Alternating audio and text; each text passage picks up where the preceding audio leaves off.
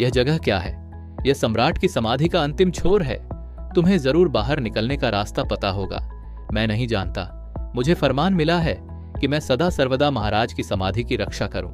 मैं नहीं मर सकता और मैं मरूंगा भी नहीं। तुम लोग इतनी मौत से क्यों डरते हो? अगर मरोगे नहीं तो क्या अमर हो जाओगे? हमारी महान साम्राज्य की नींव, अनंत राज्य, अंत में सब कुछ एक पल में मिट जाता है। अगर त्यानाफांग जीवित रह सकता है तो क्यों मरे? और लंबी जिंदगी भी किस काम की? मैं भले ही अमर हूं, पर मानव संसार की सारी पीड़ा न जान पाना, यह सबसे भयानक है। जब इस फिल्म की शूटिंग हो रही थी, उस समय झांग यीमो और गोंगली प्रेम संबंध में थे। खुद निर्देशक झांग ने कहा कि उन्होंने यह फिल्म इसलिए ली ताकि गोंगली के साथ ज्यादा समय बिता सकें, और शायद इसी कारण उनकी ऑन स्क्रीन भावनाएं इतनी सच्ची लगीं। इसी ने 3000 वर्षों और 3 जन्मों तक चलने वाले इस प्रेम को और भी प्रभावी बना दिया। मोंग त्यानाफांग शुरुआत में बस राज समाधि निर्माण का निरीक्षक था, पर एक बार सम्राट की रक्षा करने पर उसे कन शिहुआंग की नजर में विश्वास मिला। राजधानी जाते समय उसने देखा कि सैनिक लोग आम लोगों की बांस की पुस्तकें छीनकर जला रहे थे। जो विरोध करते उन्हें वहीं मार दिया जाता। वह जानता था कि अकेला होकर वह उन्हें रोक नहीं सकता, पर जब उसने अंधेरे में छिपे 2 लोगों और जमीन पर गिरी बांस पुस्तिका को देखा तो वह चुपचाप उसे उठाकर उन्हें लौटाने लगा। जब सैनिक दूर चले गए तभी वह मुड़ा और चला गया। उसके इस काम को देखकर छिपी हुई एक युवती पहली बार उसे देखने से खुद को रोक न सकी। इसी क्षण उसके मन में प्रेम का बीज पड़ चुका था। जब 6 राज्यों का विलय हुआ, कखिन शिहुआंग की महत्वाकांक्षा और भी बढ़ गई। अब वह अमृता चाहता था। उसने देखा कि फकीरों ने उसके लिए अमृता की औषधि तैयार की है, लेकिन दवा देते समय कुछ गड़बड़ हो गई। दवा देने वाले व्यक्ति ने अचानक रोते हुए सर झुका दिया और कुछ देर बाद मर गया। इससे सम्राट क्रोधित हो उठा। उसने उन फकीरों के पूरे परिवार को मारने का आदेश दिया। जब मोंग त्यानफांग आदेश का पालन करने वाला था, तभी फकीर शूफू ने कहा कि उसके पूर्वजों के अनुसार समुद्र के पूर्व में पेंगलाई नाम की एक दिव्य पर्वत है, जहां कुछ अमर रहते हैं। अगर वहां से असली दिव्य औषधि मिल जाए तो सम्राट सचमुच अमर हो सकता है। पर यात्रा लंबी थी और इसके लिए 500 कुमार लड़कों और लड़कियों को जहाज पर लेकर जाना था। सम्राट ने इसे आखिरी मौका देने का फैसला किया और मोंग त्यानफांग को भी आदेश दिया कि वह इस यात्रियों की रक्षा करे। जल्द ही 500 लड़के लड़कियां चुन लिए गए। उनकी पहचान सुनिश्चित करने के लिए उनके हाथ पर निशान लगाया गया। सुंदर युवती दोंगर भी दुर्भाग्य से उनमें चुन ली गई। अपनी किस्मत बदलने के लिए उसने बालों की कांटी को हथियार बनाकर भागने की कोशिश की, पर कुछ ही देर में वह मोंग त्यानाफांग से टकरा गई और उसकी कांटी से उसके चेहरे में खरोंच भी लग गई। त्यानाफांग ने उसे टोकने की बजाय धीरे से कांटी लेकर कहा, यह मूर्खता मत करो। दोंगर समझ गई कि वह उसकी रक्षा करना चाहता है। वह चुप हो गई, लेकिन जाते समय उसकी आंखों में उम्मीद और लगाव साफ दिख रहा था।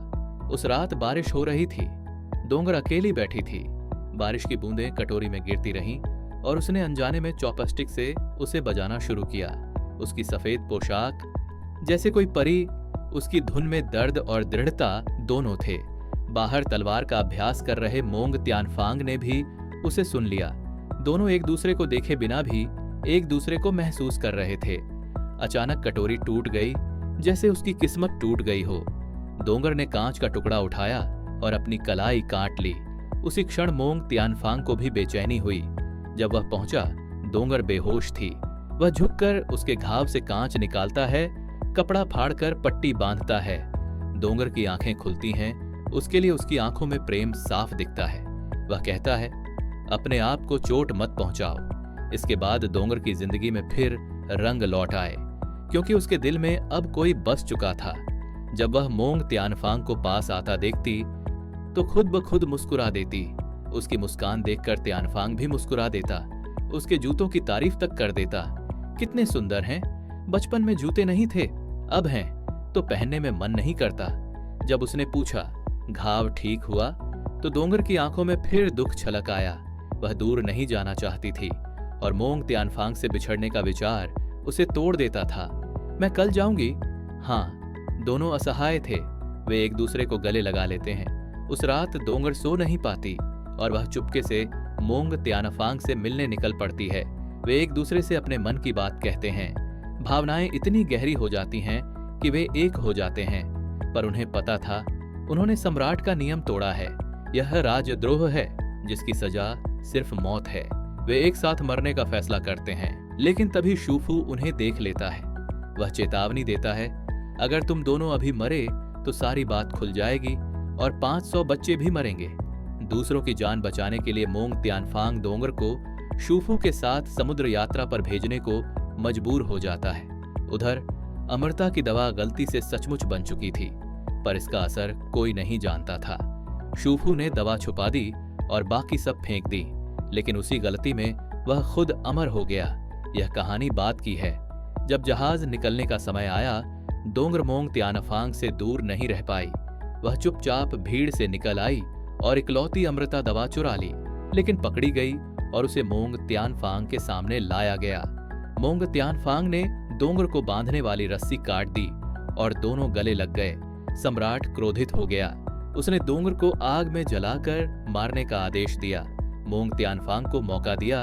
एक सिक्का उछाला गया, अगर हेड आए वह बच जाएगा, और हेड आ गया, पर दोंगर को फिर भी जलाया जाना था। शिहुआंग ने नहीं सोचा था कि मोंग त्यानफांग उस लड़की के लिए अपनी जिंदगी की माफी भी ठुकरा देगा। वह भारी मन से चला गया, दोनों को अपने हाल पर छोड़ते हुए। दोंगर, जिसने सुना कि त्यानफांग भी साथ मरेगा, उसके सामने गिर पड़ी। वह रोते हुए उसे अंतिम बार चूमती है और उसी चुंबन में अमृता दवा उसके मुंह में डाल देती है। फिर आंसू भरी आंखों से मुड़कर अग्निकुंड में कूद जाती है।